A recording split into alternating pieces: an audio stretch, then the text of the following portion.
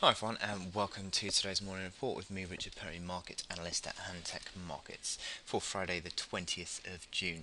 The European trading day started off fairly mixed actually, and that's come on the back of Wall Street, which had just a very slight gain into the close. An intraday trading high for the S&P, all-time trading high that is, for the S&P, just put investors slightly on the front foot. And to be honest, European trading has been just skewing between positive and negative, and is currently now slightly positive. FTSE Open Down is now trading about 0.3% higher. The DAX has been trading around flat, and CAC also as well. So as I said, the it's fairly mixed in early exchanges.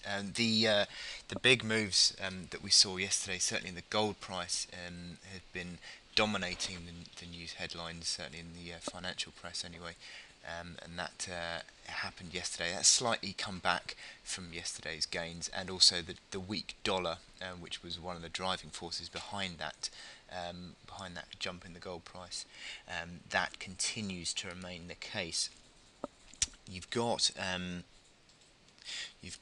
this dollar chart here, which is now on the dollar index back below that 80.4 mark, which has been a big bottom of the trading pivot level that has been this key level on the dollar index, and that's sharply now below that. So, could that now signal a turnaround in sentiment for the dollar? It may well do, because coming on the back of that Fed announcement that remained fairly supportive of the monetary policy, and didn't really signal any sort of intention to raise interest rates sooner.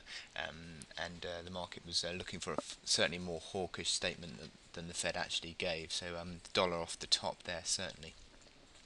And also a sharp reversal also in the VIX index, well down on its rally high, and it's now back towards those key lows since 2007 once more. So if I just go back all the way to 2007, you'll see how low the VIX really is. Once again, so showing just again record lows on the volatility of S&P 500 options. There's not a great deal of data out today. Just the Canadian inflation data that is expected to come in at 2.1%. That's up from 2.0. So continuing on this climbing inflation theme that we've got in Canada now. So that will certainly be supportive of that Canadian loonie. And also we've got Eurozone confidence as well. That continues to climb. Minus 6.5 is the expectation there, so it would continue to make gains towards levels that it hasn't been at since 2007 now, on the Eurozone confidence. So that continues to improve as well. So we're getting some positive data possibly out of the Eurozone, and that's at 3 o'clock this afternoon. My chart of the day is going to be Euro Yen. And the euro yen has been climbing in the last few days, just making nice recovery gains. But I think that's all it is, to be honest. I think that's just what we're seeing at the moment, a bear recovery. You've got all these momentum indicators that are solidly in bearish configuration, not showing any real strength in the momentum of this recovery. And even as we speak, the euro yen is just slightly losing upside momentum on the intraday basis.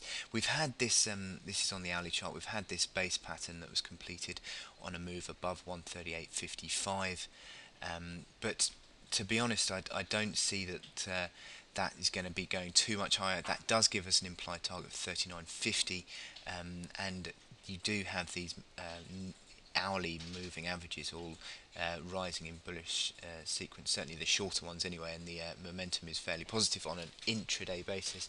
But I think, as I said again, I think that this is going to be just simply another chance to sell, because I see these highs that these lower highs that are in place since this March key high of 43.78. I think that that's going to continue, and I think that that's a big resistance there, coming in at 140, pretty much bang on. That is a key level, and I think that this is just going to be another rally within that sequence of lower highs. And I think that anything between 39 and 39.50, I think would probably be a decent area to start to think about new short positions on this euro yen chart, because I think it is suggesting, certainly with this top in place. If I zoom out on the daily chart, you can see this top that we've got in place, and that continues to dominate this chart now, also below all the moving averages as well. So there's a lot of overhead resistance and overhead supply that suggests that we're coming probably back down towards the test of this key February low at 36.20 ultimately. So I see that this rally that we've had over the past few days is just a selling opportunity and another chance to possibly open some short positions. So that is my outlook on euro yen today. I wish you good luck in your trading today, and I will speak to you later. Thank you.